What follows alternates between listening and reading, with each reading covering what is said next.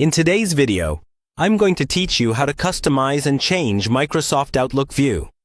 Out of the box, Outlook uses a default layout that might not be ideal for how you work. The good news is, you can change almost every part of what you see. The message list, the reading pane, the folder layout, and even which columns appear. Let's walk through it together, step by step. So by the end, your Outlook feels tailored to you. First, open Outlook and make sure you're in the Mail section, where you can see your inbox. At the top of the window, look for the tab labeled View. This is where all of the main layout and view options live. Go ahead and click on that tab. You'll see a ribbon appear with options that control how your emails and folders are displayed. One of the most useful controls is the Change View button. Click on Change View, and you'll see a few built-in options such as Compact, Single, and Preview. Try selecting each one and notice how the message list changes. Compact usually shows more emails at once, while Single and Preview focus more on details. Pick the one that feels most comfortable for you right now. You can always come back and change it later.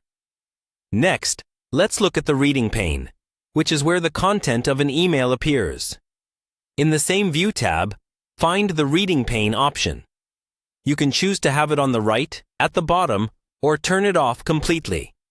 If you like seeing more of your message list, try the bottom option. If you prefer a wider view of each email, choose Right. Adjust this and see which layout makes reading and scanning emails easier for you. Now, customize the columns that show in your message list.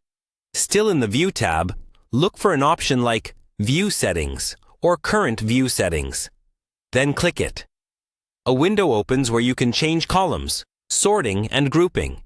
Start with columns. Here you can add or remove information such as From, Subject, Received Date, Size, and more. Think about what you actually use when scanning your inbox, and arrange those columns in an order that helps you work faster. While you're in View Settings, you can also adjust how emails are grouped, for example by date or by conversation.